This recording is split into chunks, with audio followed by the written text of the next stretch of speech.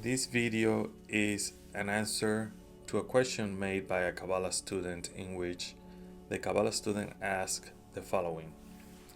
I don't really know how mathematically the Jewish people solve it. In this Gregorian civil calendar, in fact, Saturday is the seventh day. No problem so far. But this calendar is not the same that the Second Temple period. How do they resolve to give continuity to the seventh day throughout history? Or is it perhaps an agreement between parties? Thanks. In this video, you're gonna see how the seventh day was used in different cultures, and also how the lunar or Hebrew calendar and the solar or the calendar that we use in secular and civil activities were basically fused together in order to make the festivities of the people that follow the solar calendar and the people that follow the Hebrew calendar almost match each other. In the Hebrew and secular calendars, we divide the week into 7 days. The week is thought to originally, the 7 days of the week is originally thought to come from the biblical account of creation that we find in the Bible, in which the Creator created the heavens and the earth in 6 days, and He rested on the seventh day. What we're gonna find is that there is archaeological evidence that other ancient cultures like the people from Mesopotamia, the Sumerians, and the Babylonians divided the years into weeks of 7 days as well. And they also designated the seventh day as a day of recreation or rest. The only thing, at least for the Babylonians, was that this day of rest was also thought to be a day that was unlucky. And for this reason, there were certain restrictions that were added in order not to fall into any unlucky situation if the person would do certain actions during that day. And that's something that we will find similar in the Jewish culture, in which we're gonna find some restrictions in Shabbat. However, these restrictions are not based in superstition or anything like that. They're based in what we call spiritual roots that we will explain later. The Babylonians name the 7 days in accordance to the 5 planets that they will see in the sky: Mercury, Venus, Mars, Jupiter, and Saturn, and the 2 big bodies of light that they will see in the sky, meaning the sun and the moon. This type of naming was later adopted by the Romans, and what we will find is that the Romans added names based on their religion as well, the same thing with the Greeks, but it was the Germanic tribes that kept basically or is the Germanic names that we actually are keeping in our English way of calling these names. One example would be Thursday, which is a day that is named after the god Thor. So we got Thursday, the day of Thor. However, in countries that speak the Romance languages like Spanish, Portuguese, French, Italian, you will see that the names of the days are also associated to these planets. So we see Sunday, it will be Domingo because it has to do with Dominus, which is God, right? The sun. And then Lunes is Luna, which is moon. Martes is Marte, which is Mars. Miércoles is Mercury. Then Jueves will be the Jovian system, which is Jupiter. Viernes will be Venus. And Saturday is Saturn, which is Sábado. So we see that at least in the uh, Latin countries, those names used by the Romans were somehow kept in one form or another. However, the Romans did not have a calendar with 7 days in a week. It was a calendar based on a 8 days a week, and the eighth day was considered a day to go shopping and buying food and buying goods and things like that. And the names of the days or the actions of each day was based on how close it was to that eighth day of the week that they were gonna do their shopping and having basically a good time spending their money. Then we're gonna see that the Julian calendar was introduced in the year 46 before Christ, and the eighth day calendar or eighth day of the week started to diminish, and the seventh day was favored over that eighth day, uh, 8 days a week that the Romans were using.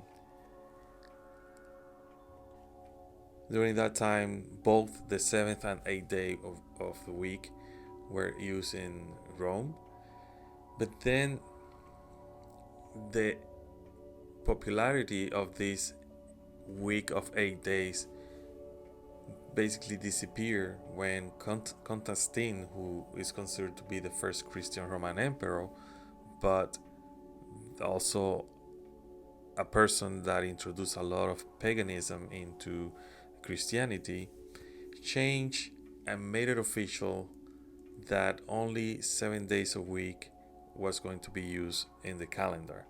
And this was done in the year 321 after Christ.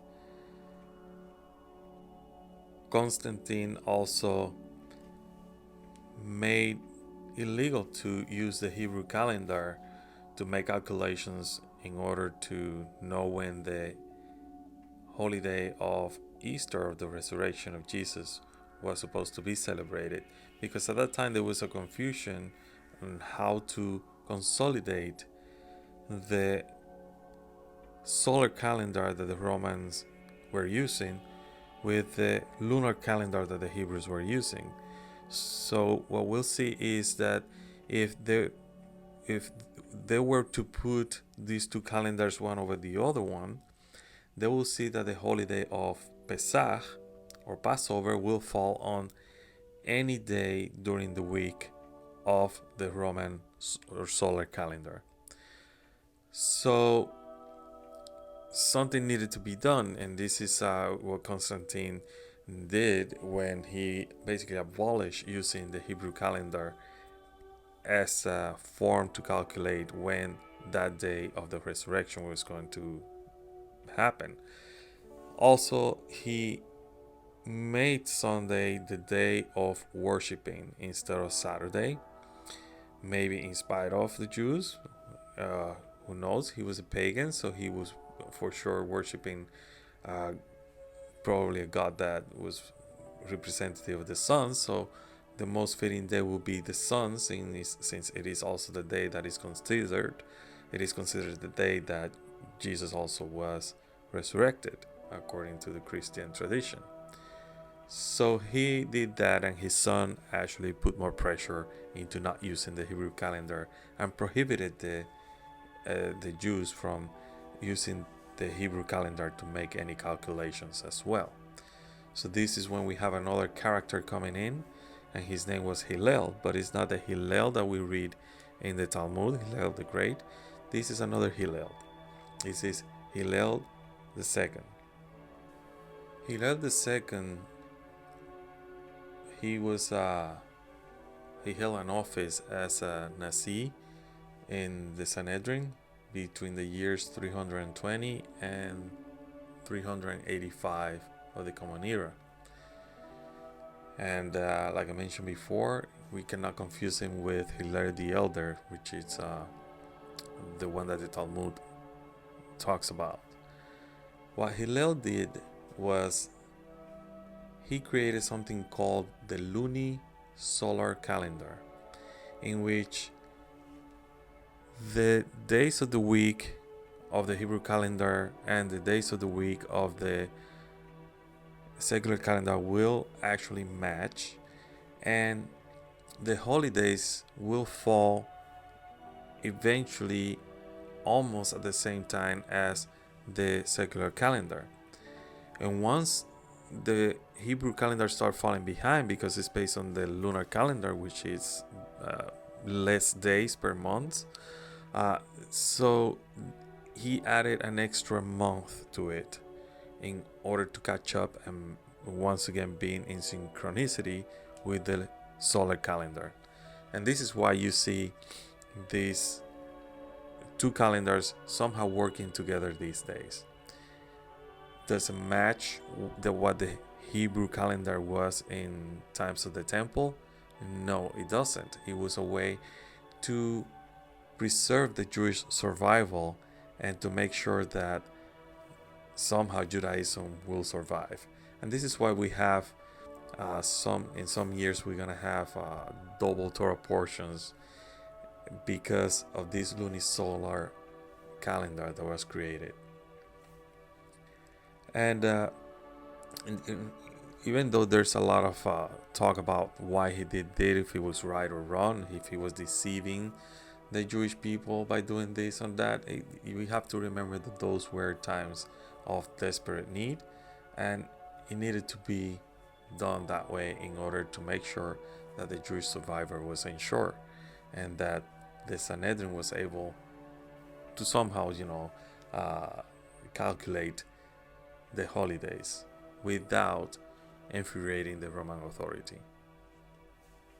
What we need to understand is that is this calendar that actually unites all the Jews around the world, and it helps them celebrate the holidays at the same days and to read the same Torah portions together each week. And this is why we have 7 days a week in the Hebrew calendar and 7 days a week or per week in the regular or Gregorian calendar. And this is why Saturday falls in the Saturday of the solar calendar, but also falls in the same day in the Hebrew calendar, which is based in the moon or the agricultural calendar. Now, this invention of Hillel wasn't something new. The Babylonians used to do the same thing. They used to use what is called a leap year that will help them catch up with the movement of the earth around the sun. And that's why in the Babylonian calendar we're gonna see that the Babylonians added additional months before the month of Nisanu and the month of Tashritu. In the Hebrew calendar, that month is added in after Adar. We have Adar 1 and Adar 2 in order to compensate and once again be in synchronicity with the lunar calendar. Also, something that needs to keep in mind is that if we look at the names of the Hebrew calendar that we use today, they are very different from the names that sometimes we'll find in the Old Testament, because the names that we're using today in the Hebrew calendar are Babylonian names or some kind of form of the Babylonian name. Like we see the month of Nisan comes from the Babylonian Nisanu, Iyar from the Babylonian Iyaru, and Elul comes from Elulu, and so on and so forth. Now, in Kabbalah, the week is basically divided into 6 days and Shabbat. The 6 days of work and the 7th day or Shabbat, which is a day of rest. To understand this, we're gonna read from the book of Zohar, the prologue of the book of Zohar, item 247. The 14th commandment. is to observe Shabbat, which is a day of rest from all the actions of creation.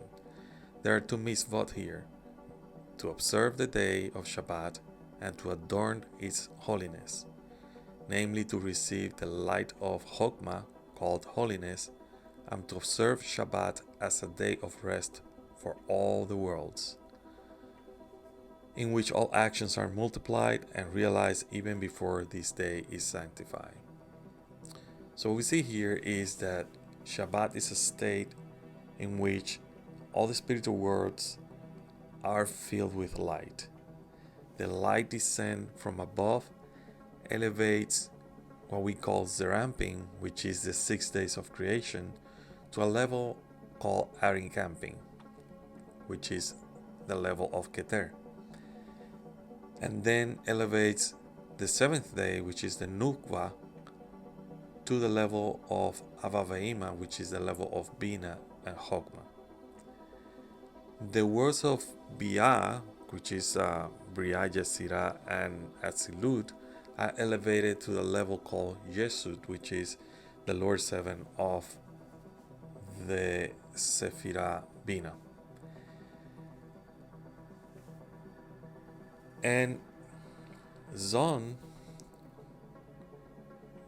which is Zerampin and its Nukba, they are in the lower level. These are, all of them basically get elevated to what is called the world of Atzilut.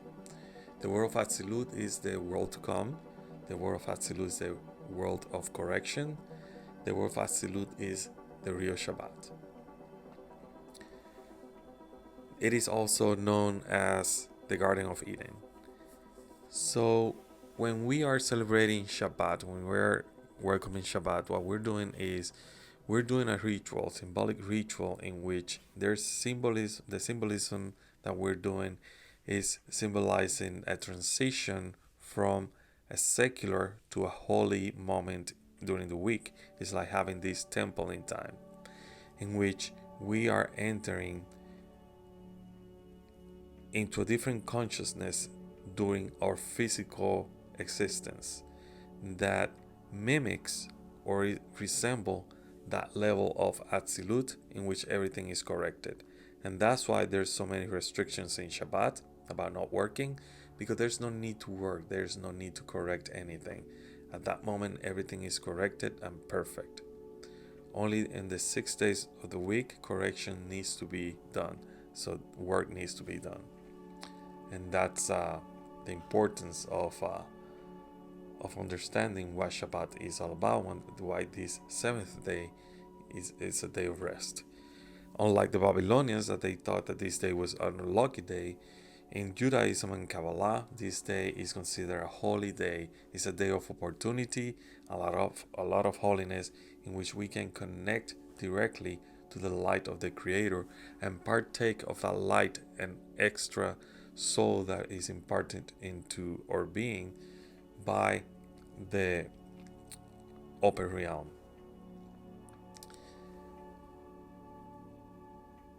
So in Kabbalah also we learn that the 6 days of creation basically is a struggle of our ego and our altruistic inclinations, and then on Shabbat they make peace.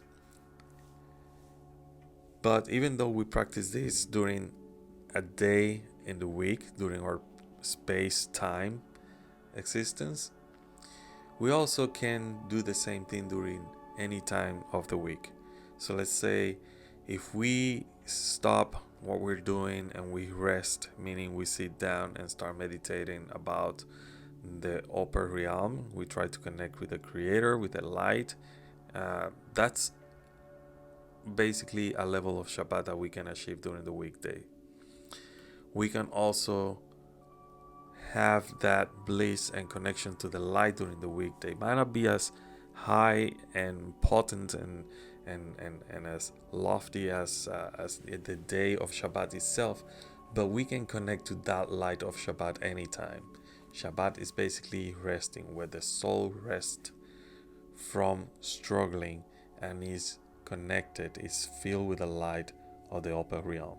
And we elevate ourselves to the higher realm, and then the impure forces, they fall into something that is called the Hom Rabbah, which is the great abyss, meaning that they basically disappear.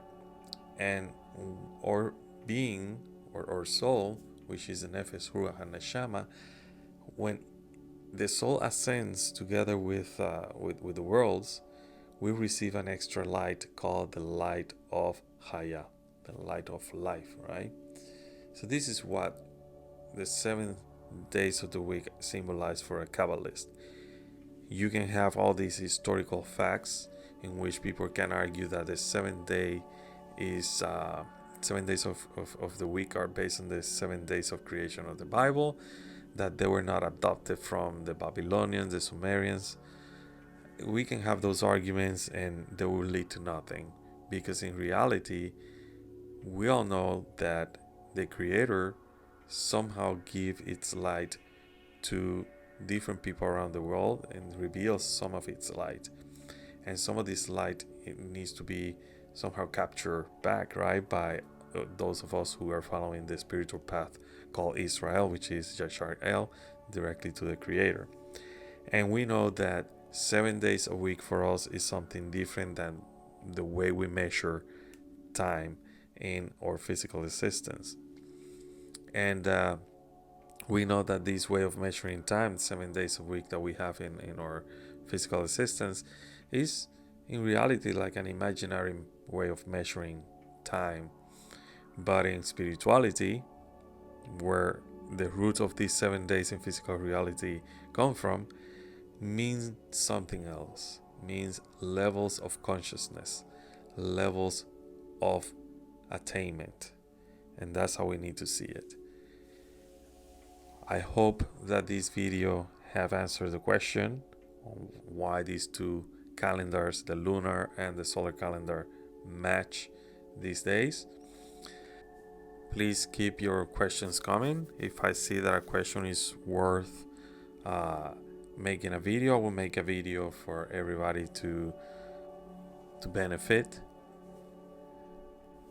Until the next video or next class or lesson, Shalom.